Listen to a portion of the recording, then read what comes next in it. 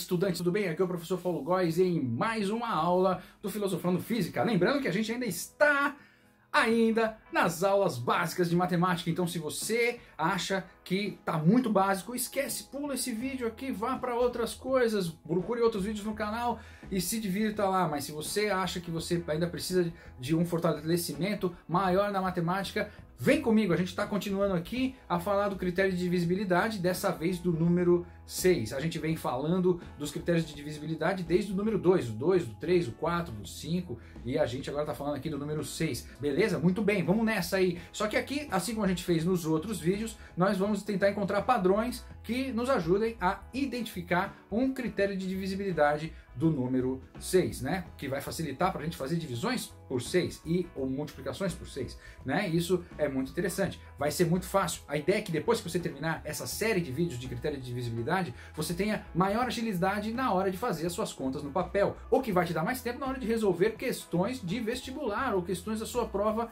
aí no seu colégio. Isso é muito importante para você na área de exatas, em qualquer área que você for trabalhar ou estudar. Muito bem? É isso aí. Muito bem. Então agora, para a gente fazer as comparações, nós vamos então utilizar aquilo que a gente sempre usa, a nossa boa e velha tabuada. Vamos lá, tabuada do 6, então segue aí. Nessa tabela de tabuada do 6, que é a tabela que sextuplica qualquer coisa, nós vamos começar então também com o elemento nulo. O nulo é aquele elemento zero. O zero, ele é nulo porque qualquer coisa que você multiplica por ele continua sendo zero. Então nada vezes 6 é nada, então 6 vezes 0 é zero. Muito bem. E aí a gente vai então para o elemento neutro. O elemento neutro, repetindo, é o número 1. O 1 é o elemento neutro porque você multiplica por 1. Qualquer número que você multiplica por 1 é o próprio número. Então tá aqui 1 vezes 6, ou seja, 6 vezes 1, 6. Muito bem. Aí a gente segue fazendo a sequência normal dos números naturais. Então vamos lá. 2 vezes 6 é igual a 12.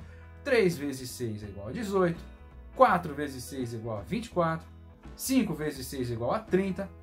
6 vezes 6 é igual a 6 ao quadrado, que é igual a 36, ou seja, você pode ver aí que você tem um quadrado composto por 36 quadrados, sendo cada lado igual a 6 quadrados. Muito bem, aí a gente continua dizendo aqui, ó, 7 vezes 6 igual a 42, 8 vezes 6 igual a 48 e 9 vezes 6 igual a 54.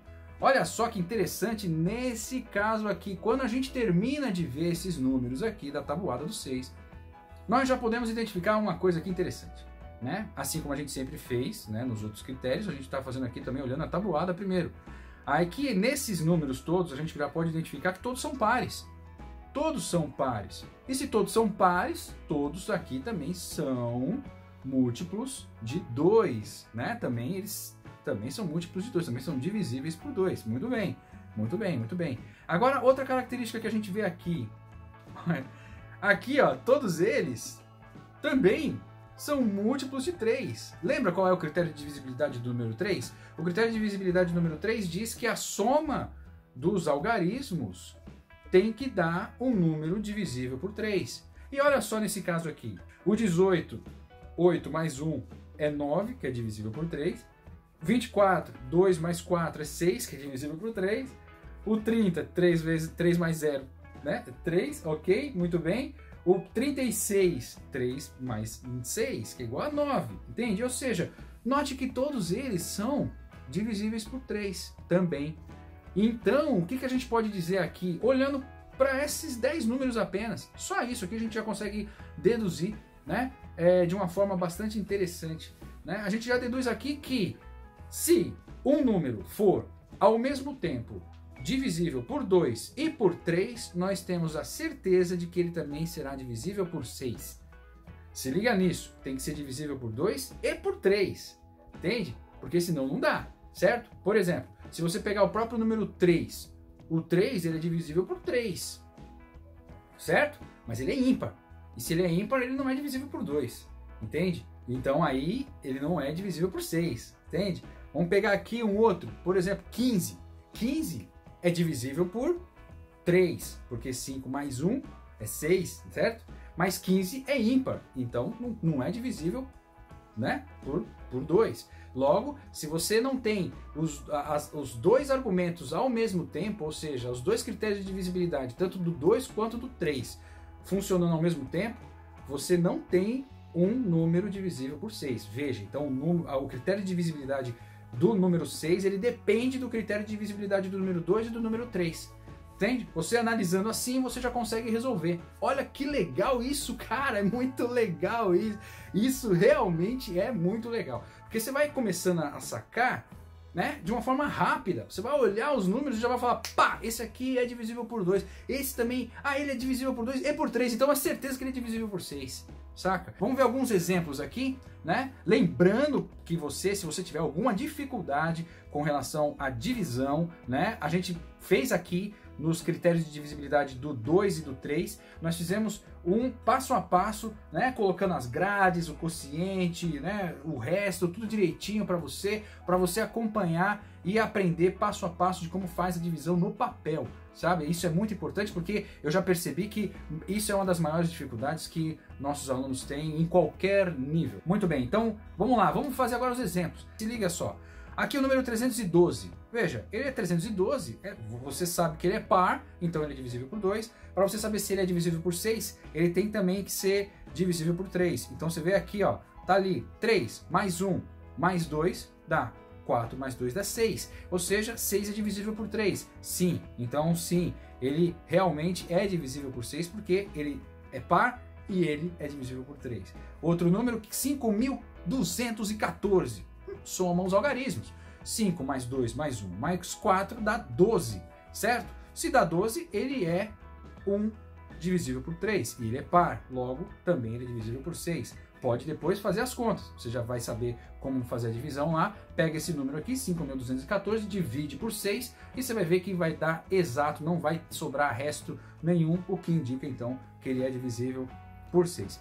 Veja, 716, olha só que interessante, nesse caso aqui ele não é divisível por 6, por quê? Veja, ele é par, ok, mas ele não é divisível por 3, porque a soma aqui dá, ó, 7 mais 1, 8, mais 6 dá 14, e 14 não é divisível por 3, certo? Então veja que não dá, né? Você tem aqui 7 mais 1, 8, mais 6, 14.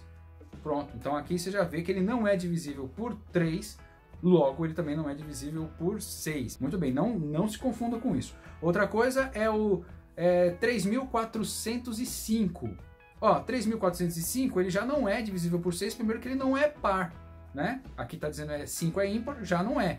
Mas dá uma olhada na soma dos algarismos. Por exemplo, na soma, ele é divisível por 3. Olha só, porque, né, 3 mais 4 dá 7, mais 5 dá 12. E 12 é divisível por 3. Então veja, esse aqui é um caso em que o número é divisível por 3, mas ele não é par, então ele não vai ser divisível por 2, portanto não será divisível por 6. Muito bem, então aqui nós concluímos esses critérios de divisibilidade.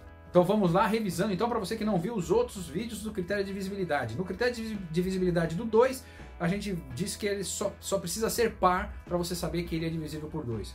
No caso do 3, a gente primeiro analisa a soma dos algarismos. Se a soma dos algarismos der um resultado que for divisível por 3, nós vamos dizer que o número inteiro lá ele vai ser divisível por 3.